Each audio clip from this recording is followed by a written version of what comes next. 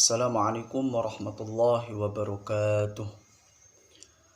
Nama saya Muhammad Fadlur Rahman. Saya mahasiswa S2 Magister Agama Islam Unisula.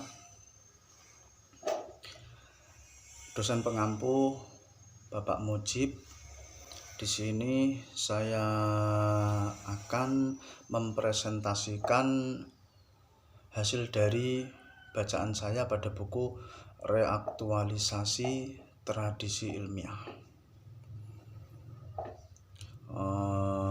Bapak Ibu semuanya, rekan-rekan yang saya banggakan.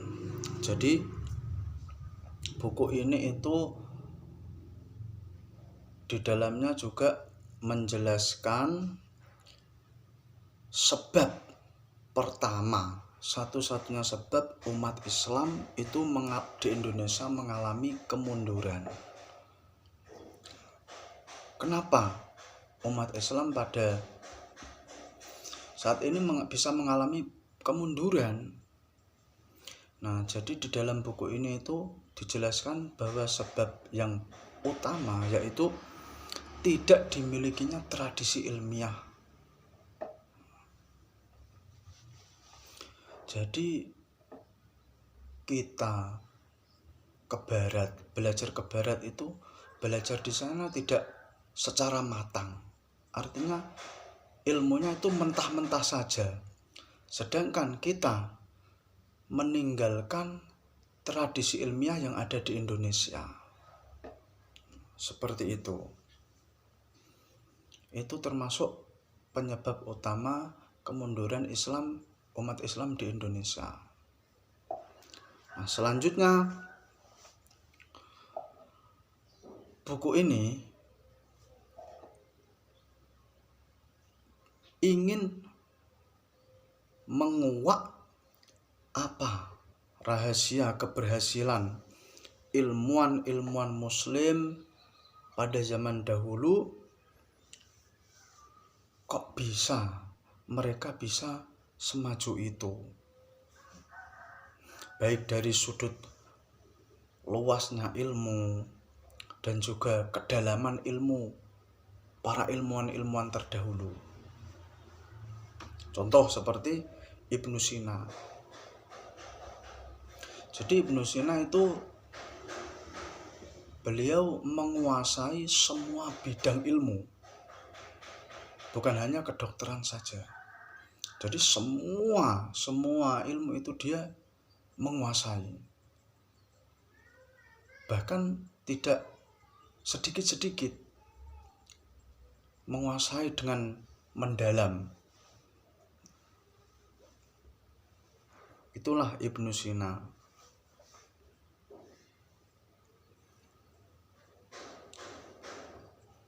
Kemudian kita sebagai umat muslim, umat Islam pada zaman sekarang, apakah kita bisa merubah diri kita seperti beliau-beliau, seperti ilmuwan-ilmuwan terdahulu? Harusnya bisa, karena mereka bisa. Kalau kita mau juga, kita pasti bisa.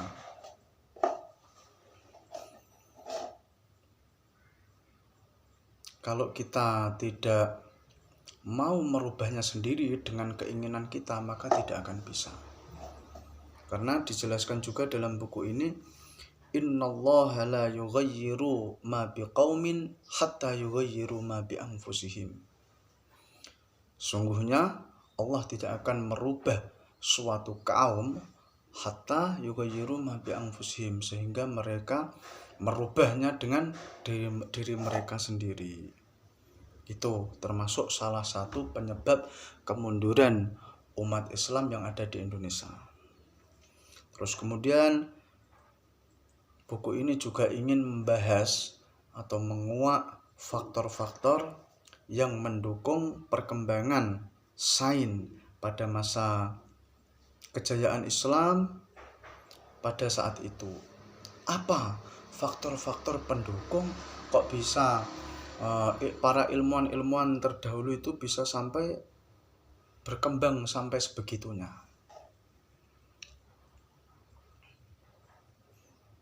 Padahal kita mengklaim bahwa pendidikan kita pada masa sekarang itu lebih maju daripada mereka, tapi kita tidak memiliki bukti. Apa buktinya? Seperti itu. Kita sudah sering berbicara bahwa pendidikan kita pada zaman sekarang itu lebih maju daripada orang-orang terdahulu, tapi kita masih belum bisa membuktikan.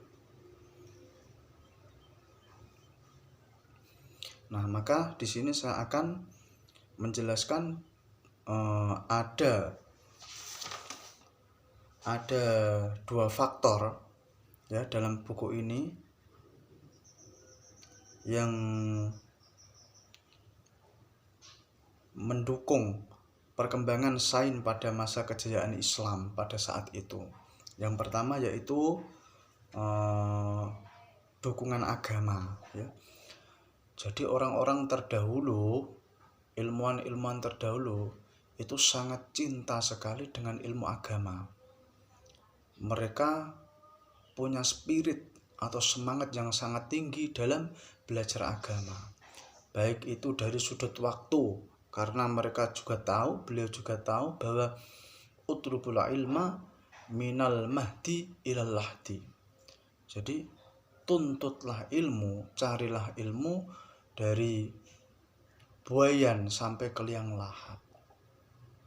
Nah, maka di sini dijelaskan bahwa kita menuntut ilmu itu tidak dibatasi dengan waktu dan tidak dibatasi dengan umur.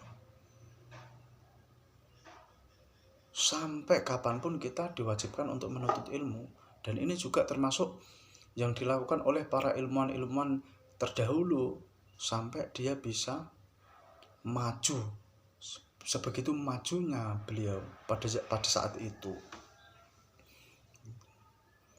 Kalau dari kalau dari sudut ruang misalnya, itu utlubul ilma walau bisin.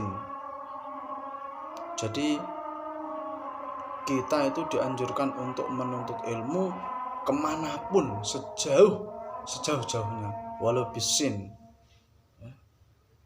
Nah, kemudian langsung saja yang kedua, termasuk faktor-faktor yang mendukung perkembangan sains pada masa kejayaan Islam, yaitu pada saat itu apresiasi penguasa terhadap ilmu.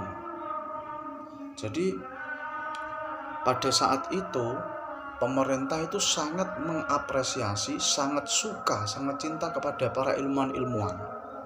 Seperti contohnya banyak ilmuwan-ilmuwan Muslim yang pada saat itu dipanggil ke Istana Negara, seperti Al-Kindi, kemudian Al-Farabi. Nah, itu dipanggil ke Istana Negara. Mereka diapresiasi sekali sama pemerintah. Bahkan mereka diberikan waktu untuk melakukan riset di perpustakaan Al-Kindiyah yang sangat besar pada saat itu. Jadi pada saat itu pemerintah memang sangat mengapresiasi sekali kepada ilmuwan-ilmuwan, dipanggil ke Istana Negara. Dan itu juga pada saat itu pemerintah yang bisa mengundang seperti Al-Kindi, Al-Farabi itu menjadi seperti bergengsi. Jadi bisa mendatangkan ilmuwan-ilmuwan yang hebat. Tapi juga ada timbal baliknya, karena ilmuwan-ilmuwan pada saat itu memang betul-betul berkualitas, memang betul-betul sangat bagus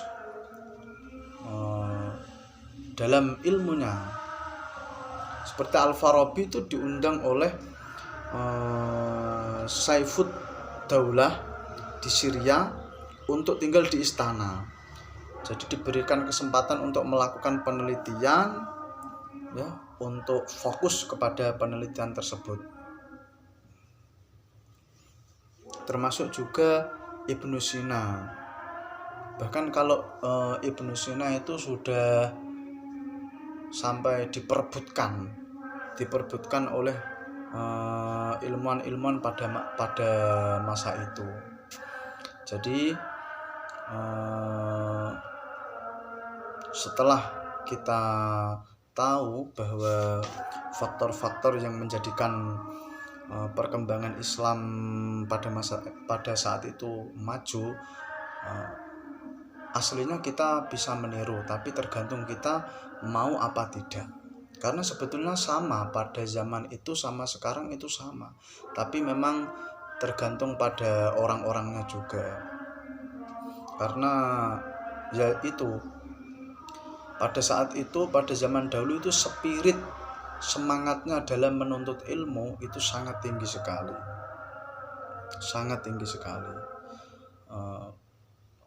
Mereka tidak hanya mereka tidak hanya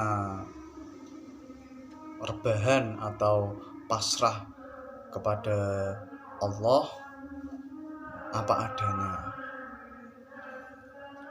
Jadi kesimpulannya yaitu yang pertama, sebab-sebab umat Islam di Indonesia mengalami kemunduran, sebab utamanya yaitu tidak dimilikinya tradisi ilmiah pada saat itu.